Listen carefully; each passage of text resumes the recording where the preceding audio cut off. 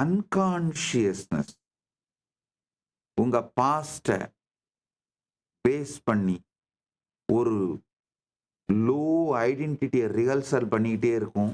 அந்த அன்கான்ஷியஸ் ஐடென்டிட்டியே உங்க ஃபியூச்சரை பயங்களாவே ப்ரெடிக்ட் பண்ணிட்டு இருக்கும். கிருஷ்ணர் கீதையில ரொம்ப அழகா சொல்லுவாருங்கய்யா, கர்மண்யே வாதிகாரஸ்தே மாபலேஷு கதாச்சனகா.